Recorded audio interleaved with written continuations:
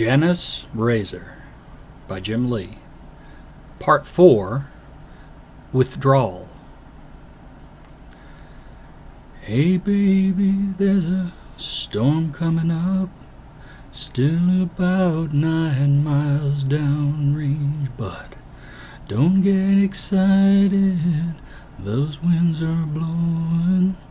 They're not blowing up the winds of change, but if you want me, you know where. I'll be waiting for you. You can find me, I'll be here. True blue, deep in the heart of nowhere. Bob Geldof, Deep in the Heart of Nowhere. The time that followed was one of great chaos and terror.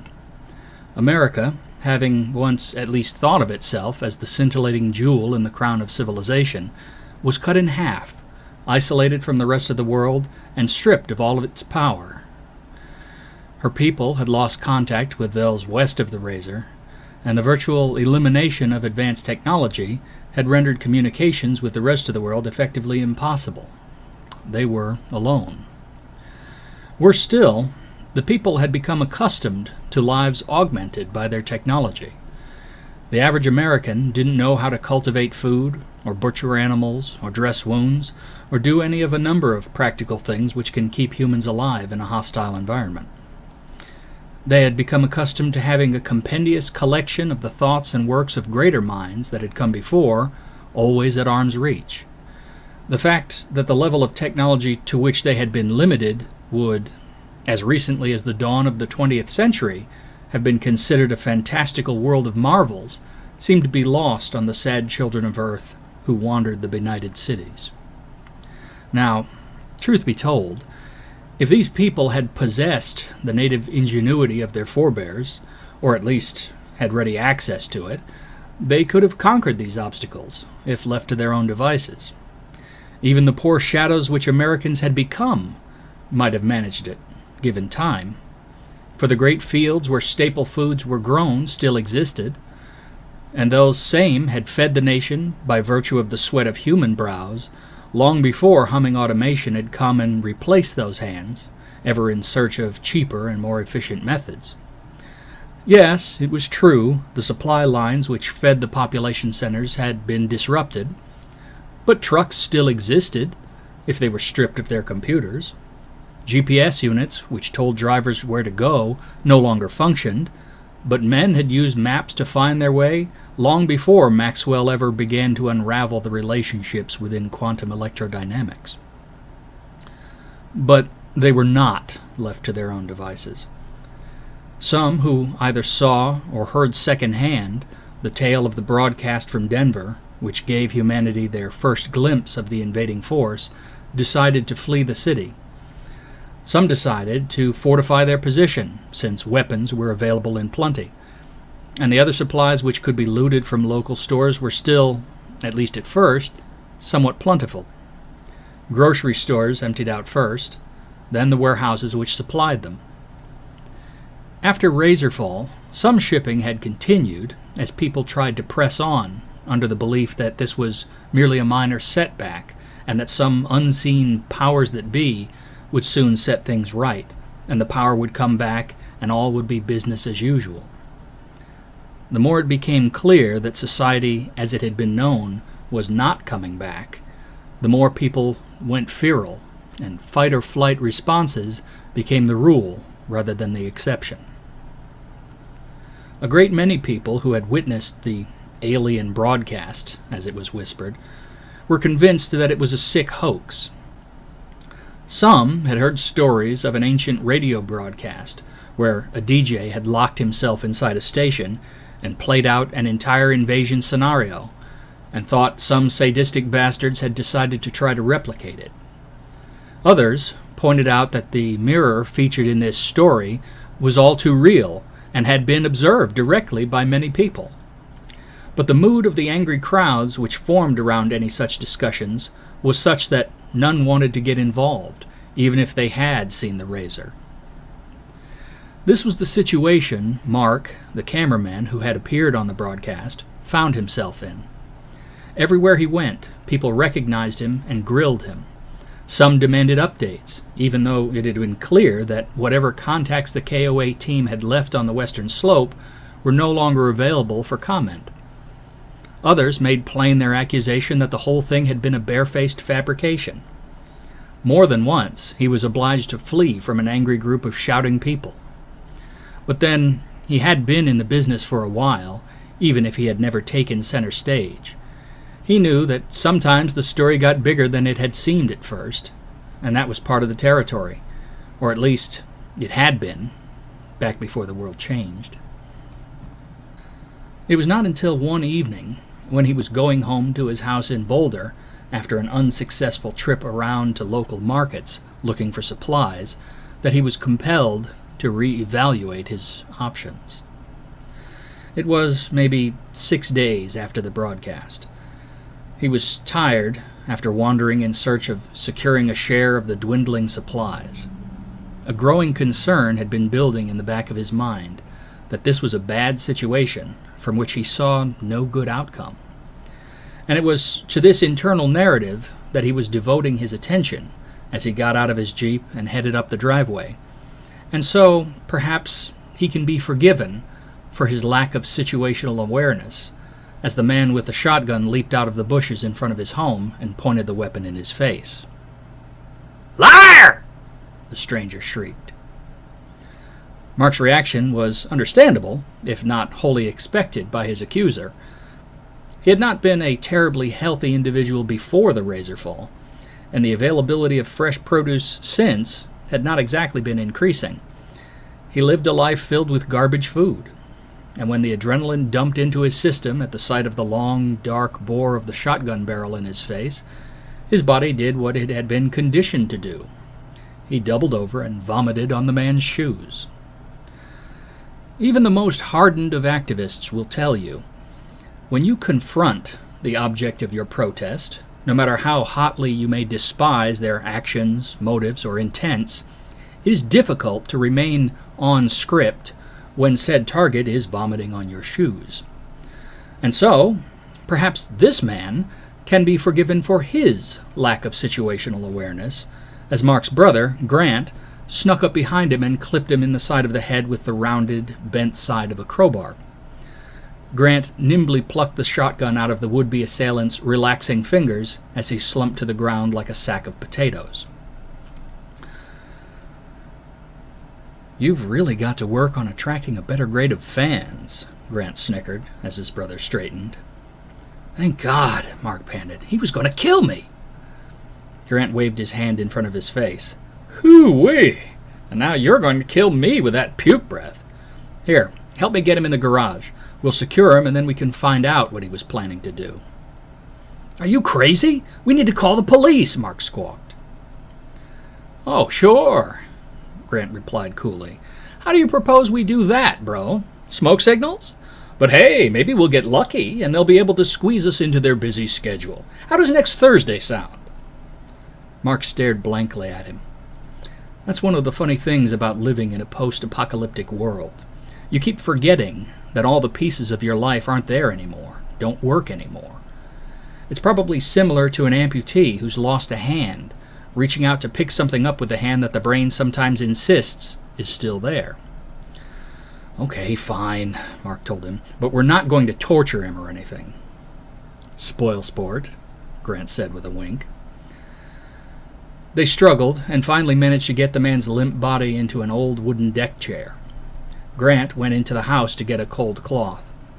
The lump on the side of their guest's skull looked painful, and Grant said he thought they might get more coherence and cooperation from the guy if he thought they were trying to help him. "Failing that, we can always keep clubbing him, if your delicate sensibilities don't get in the way," he said as he went. Mark set about the task of tying the man into the chair with the only rope he could find in the garage, an old clothesline. The rope seemed old and a bit frayed, so he decided to err on the side of excess, tying extra loops just to be safe. Grant returned with a pail of water and a washcloth. Jeez, what is this, Gulliver's Travels? Is he a man or a zeppelin? The man in the chair was festooned with a dozen loops of rope on each limb. Better safe than sorry, Mark said defensively. Though Mark was the older brother, he often found himself trying to defend his actions and choices to Grant, who was 3 years his junior. The younger man had an air of confidence, which had always made Mark feel awkward and clumsy by comparison. Grant wrung the excess water out of the cloth into the pail and applied the cloth to the side of the man's head. This was met first with a groan and then a hissing intake of breath through clenched teeth as the discomfort snapped the interloper to alertness. "Good morning, sunshine," Grant chimed in cheerfully. "Welcome back to the land of the living, such as it is. We weren't sure you were going to come back to us, but since you obviously had a lot on your mind, I thought there was a good chance you'd put in the effort. I'm pleased to see I wasn't mistaken." The man struggled briefly to sit up, and then looked down at his body to see the ropes. Moving his head was apparently somewhat painful, as this effort elicited another weak groan of pain. Grant told him. "Doctor's orders. Bed rest for you until we find out what mischief you were up to. After that, well, we'll just wait and see, shall we?" The man narrowed his eyes to slits and scowled at him. "Let me go. You got no right to keep me here." "You think not? You have some strange ideas about rights. You think it's right to walk up to a man's home and stick a scattergun in his face?" The man's expression slumped into a sulk. "I wasn't going to hurt him. I just need him to admit the truth." "Ah, the truth. A noble thing, to be sure. Tell me, which truth would this be, then?" Grant pressed him. "This fish story about aliens. My sister wants to run off with all these chicken littles who are going to go hide in the desert because they're afraid of aliens. If he," the man glared at Mark, "would just admit it was all a bullshit story to get ratings, she wouldn't be trying to leave." Grant began laughing. "What's so funny?" the man growled. Grant seemed unwilling, or perhaps unable, to stop laughing. "What's so goddamn funny?" the prisoner demanded.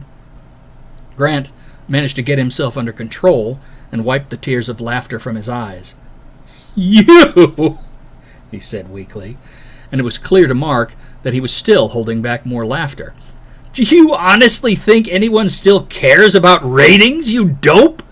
Grant asked incredulously, and then resumed roaring with laughter for a bit, before continuing.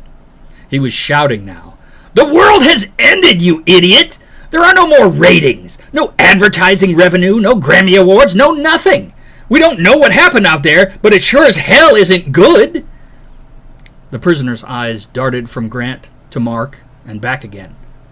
"You're serious? The aliens are real?" "Nobody said anything about aliens. Did you even hear the broadcast? There was a report, by a man under considerable strain, I might add, that mentioned some strange metal objects. They could be government vehicles, as part of some Defense Department experiment or God knows what. We just don't have enough information. Regardless, I think we have enough to worry about already, without inventing new threats, don't you?" Fear twisted the man's face. "Let me go," he quailed. "I've got to go find my sister." "Ah, there's the rub. I'd like to let you go, as you are one additional complication we don't need. But how can I be sure you won't simply come back and try to make trouble again? How can I be certain you won't be back with a gaggle of your dumbass friends?" Grant inquired. "Please," the prisoner whined. "I have to get to her before she leaves. I have to try to keep her safe." Mark stepped forward. He hadn't said anything to the man so far. He raised the shotgun and leveled it at the spot between the bound man's eyes. He spoke with what sounded like a great and serene calm, which only Grant recognized as his media voice. "We're going to let you go," Mark intoned, like some council elder pronouncing sentence, which, in a way, he now was, whether he knew it or not. "Because we understand about protecting family. Because family is one of the only things we have left, and we will protect it with our lives." The prisoner relaxed visibly in the deck chair, and then tensed again when Mark touched his forehead with the circle of cold steel of the barrel's muzzle. "But I swear to you, if either of us ever see you again, you will die. Do you understand me?" The man shivered and nodded his head ever so slightly. "Answer me! Do you understand me?" Mark roared. "Yes, yes, yes!" the man squeaked, terrified. Grant untied his bindings as Mark kept the shotgun trained on his forehead. As soon as the last loop was pulled away, Mark shifted to one side, still pointing the gun at him, and the man sprang to his feet and pelted out of the open garage door. He tripped on the lip of pavement at the end of the driveway and went sprawling into the street, but he seemed not to notice and scrambled to his feet and continued running.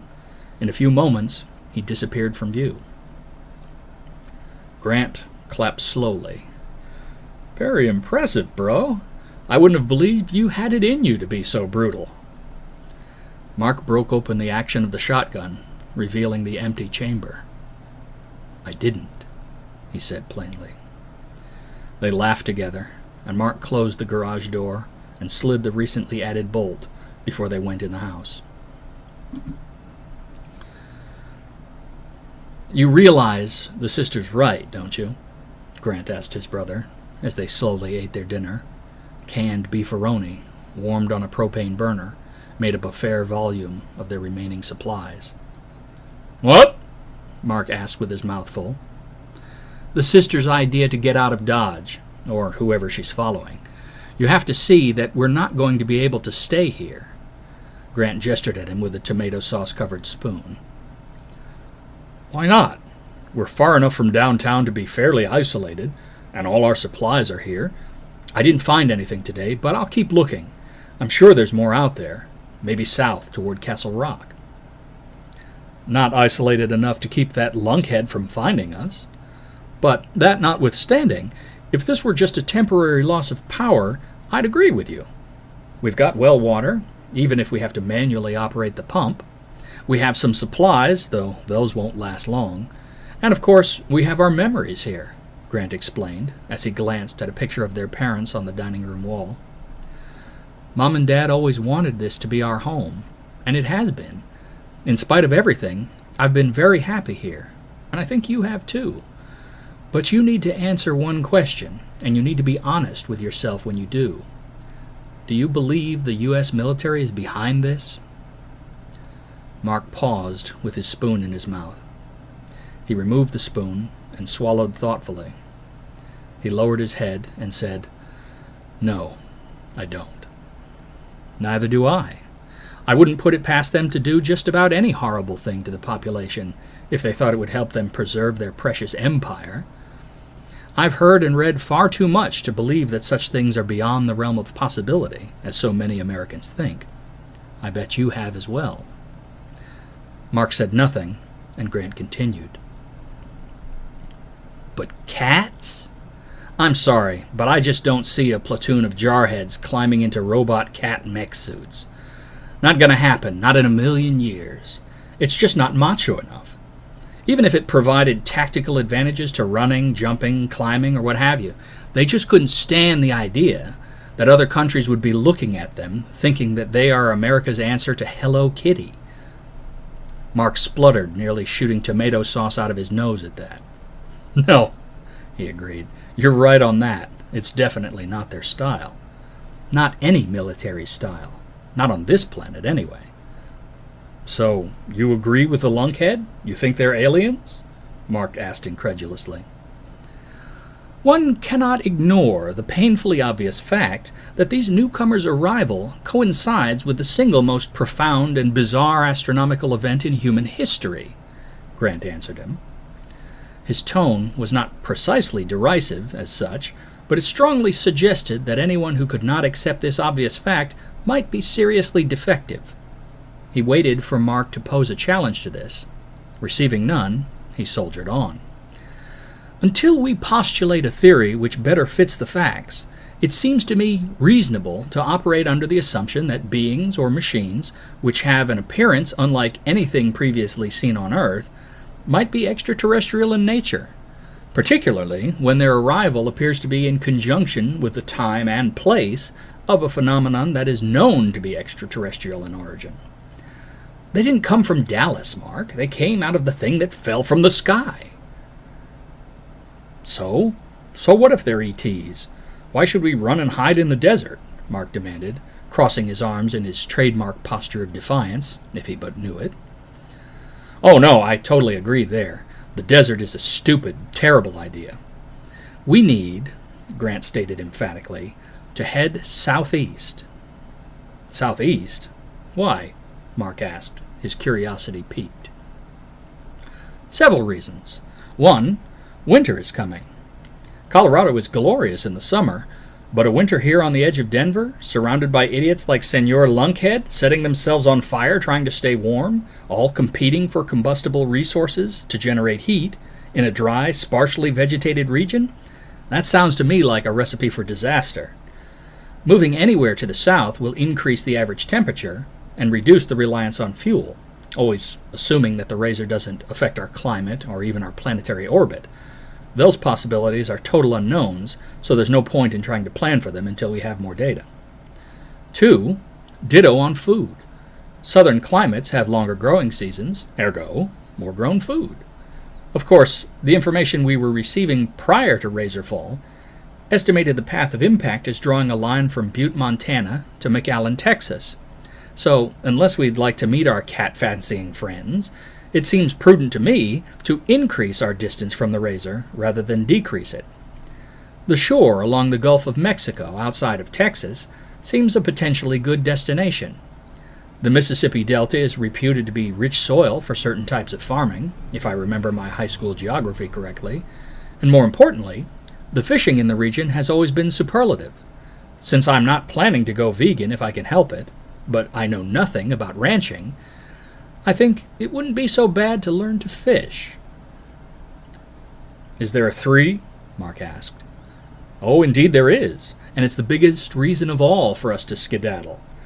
Tell me, Mark, you knew Chuck and Vince personally. Did they strike you as being the sort of fellows to mislead the public or attempt to create a panic? Mark's head sank. No. Vince wasn't the sharpest knife in the drawer, but he was a decent guy. I don't think he would do something like that. And Chuck was a relic from the old school days, when media dinosaurs roamed the earth. He went out there because he always believed the people had a right to know the truth, even if the truth was scary or unpleasant. The whole way out there, he was practically bursting at the seams, telling us we had a duty to let people know what they were in for, not to pull any punches, to follow the story all the way to the end, no matter where it led us. I think he thought it was the military who did this, and if so, he wanted to expose them. I believed it too, until I heard Vince describe the robots, he said, adding, I never should have left them there. Grant scooted his chair around the table so he could reach his brother and put his hand on his shoulder. If you had stayed, Mark, I would have lost you. And I know I talk a good game, man, but I can't do this without you. If somebody can't figure out a way to get past that thing, to go west. He trailed off. His ex-wife had moved to Monterey and had taken their little girl with her. Full custody was often given to women in the days before Razorfall, and visitation rights to the fathers were seldom more than an afterthought in such cases. You're all the family I've got left, Mark. I don't know what I'd have done if I lost you too.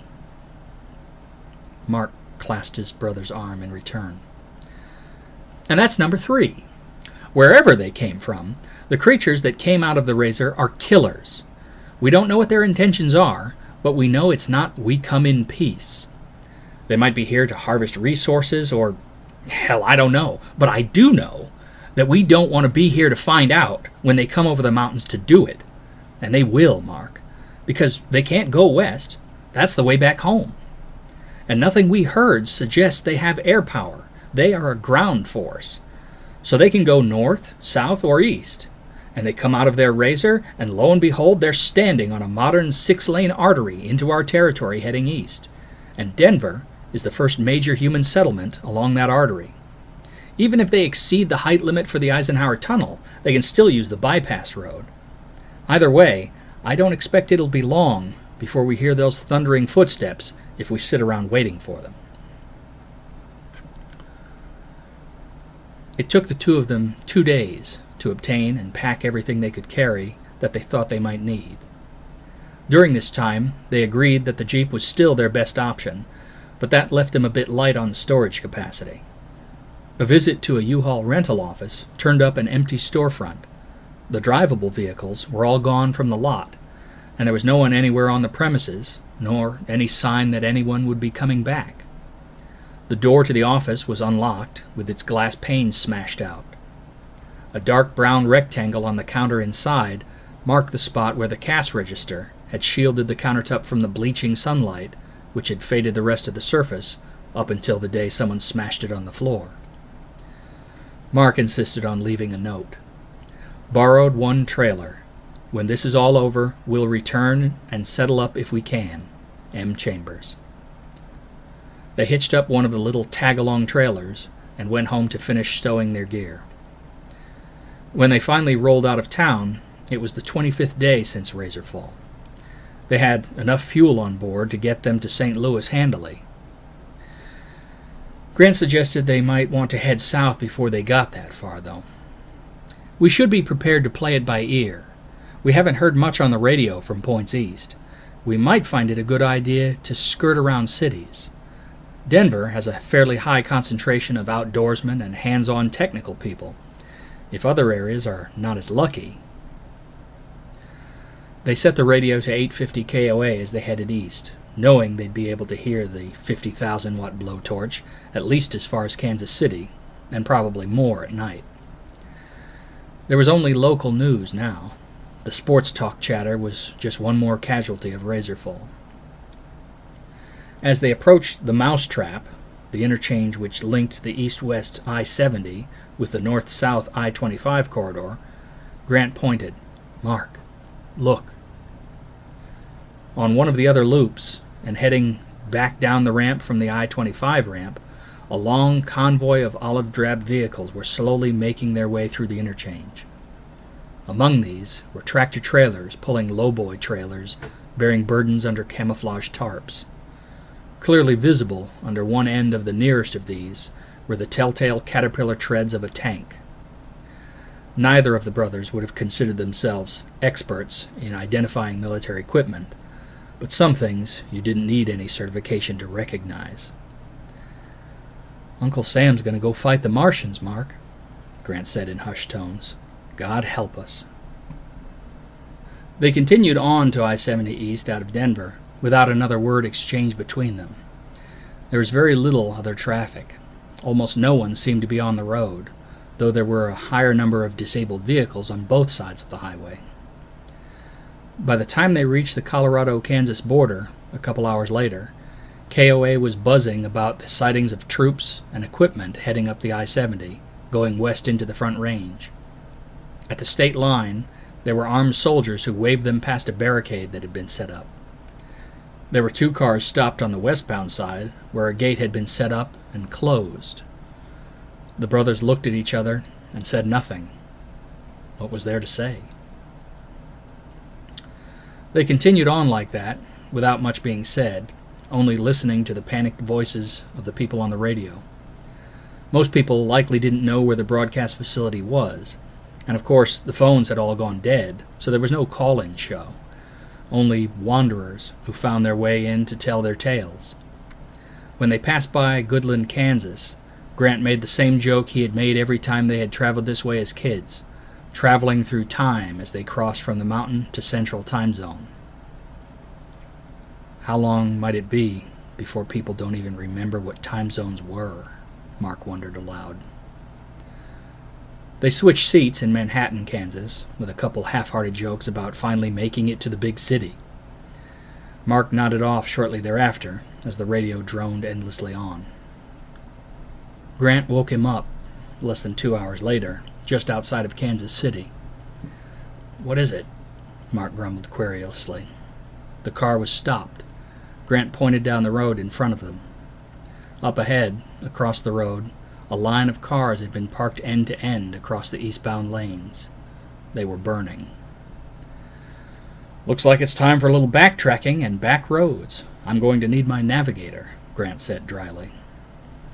After doing a U-turn across the median, they found the next exit and began meandering along dark byways, led by an old trucker's atlas Mark had picked up at a truck stop years before, when he had worn the hat of location crew driver, as well as cameraman, for a Denver network affiliate.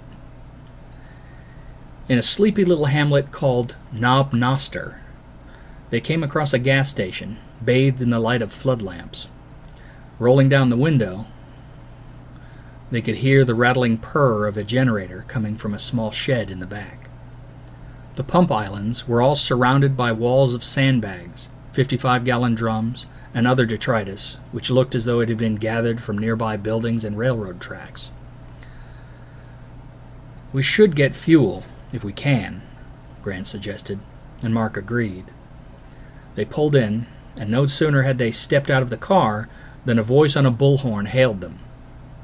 "Halt! Who goes there?" An old man's voice barked at them. "We just want to buy some gas," Mark called out. "What's your offer?" the bullhorn demanded. The brothers looked at each other. We have money," Mark answered, confused. "Bah! Rubbish! The government that printed it is dead!" the old man screamed through the bullhorn. "If those fools at Whiteman can't stop these aliens, then they're useless, and their money isn't worth a damn." "Whiteman?" Grant asked. Mark, still holding the atlas, pointed at a spot on it. "Air Force Base just to the south of here." "That's right. And even though I paid my taxes all my life, when we need 'em, they can't do squat. So if you have something of value to trade, we can do business. Otherwise, get off my property." This last was punctuated by the sound of the action of a pump shotgun being cycled, and the black maw of a muzzle appeared in a gap in the makeshift wall. Grant raised his hands, calling out, "We have food! Canned goods!" He glanced over at Mark. "Beefaroni!" There was a pause before the old man replied. "I'll give you a gallon for a case of that," he said. He seemed to have put aside the bullhorn. "Hey now," Grant replied chummily, "let's be fair. I know gas is valuable, but all the gas in the world won't keep a man from starving to death." Another pause. "2 gallons," he said. "Listen, I know it ain't exactly fancy cuisine," Grant said, with the faintest hurt tone in his voice, "but a case of this stuff will keep a man on his feet for a week, easy. 2 if he keeps his belt tight. A tank of gas will keep us rolling east for 8 hours, tops." "Running away from the aliens, then, are you, boys?" the old man cackled. "Yes, sir. I'm a lover, not a fighter. Hell, that's what I thought I was paying my taxes for, too. I ain't got no fighter jets or tanks or bombs. All I got is my brother, and we're getting while the getting's good. Tell you what," Grant lowered his voice conspiratorially, "let us fill up the tank, and I'll throw in a couple oranges as well. Need your vitamin C to prevent scurvy, you know." 8 gallons, then," the codger shouted. It seemed he did just fine without the bullhorn when he wanted to. "I don't know how much that hog of yours can hold." "Sold!" Grant cheered merrily. He rummaged in the Jeep and produced a case of the canned pasta, and balanced 2 oranges on top of it. He set these down on the concrete in front of the gap where the shotgun barrel was sticking out. "Put them in the chute on the left," the old man instructed. "So you can tell us to pound sand and shoot us if we object? That doesn't sound very neighborly," Grant admonished. "You control the switch on the pump. Pass the nozzle out here and we'll fill our can. It's a 4-gallon can, so it'll take 2 trips. If I were to try to grab the food back afterward, I'd have to stand a foot from your shotgun to grab it, and you'd blow my brains out. After we get our fuel and set off on our merry way, you can come out and retrieve your goods. Does that sound fair to you?" There was another pause, a long one, as the old man thought this over. "I could just shoot you both and take what I want," he mused with casual menace. Mark reached through the window of the Jeep and pulled out a small rectangular box. He showed it to the unseen man. He was holding a button down, and a small red LED was lit. "You shoot us, and I drop this dead man's switch. And if that happens, we can all go see St. Peter together, because I'm sure the device on top of our gas tank will have enough bang to flatten this station." There was laughter from behind the wall. "I like you boys." A fuel nozzle snaked out through a gap. "Mind you don't spill any now," the station owner said, still chuckling. They filled the can and transferred the contents to the vehicle's tank, while Mark kept the button on the device in his hand pressed the entire time. After shaking the nozzle and wiping it with a rag, Grant passed it back through the gap and backed away. "Nice doing business with you, sir. A pity we couldn't have met under better circumstances," he told the old fellow. "Same here, boys," he said, a little more solemnly. "And thank you for not blowing us all to kingdom come with that garage door opener, Sonny. You might have fooled some folks, but I had the same model once upon a time. Bought it at the Sears in Sedalia before they closed it down." Mark said nothing, but continued to press his button as they got back in the Jeep and drove away. Mark clipped the garage door opener back onto the visor, more for lack of any other place to put it than for any expectation that they would ever see the garage door it worked on again. It could have been a bomb. It is just a simple radio transmitter, which would work fine to signal a detonation. There's no way he could have been sure. Grant grinned and patted him on the back. "Don't worry about it. We got what we wanted. It doesn't matter how. From now on, any deal we can walk away from is a win. Still," he snickered, "maybe you could remove the plastic housing so it looks more improvised, if you're going to try that again."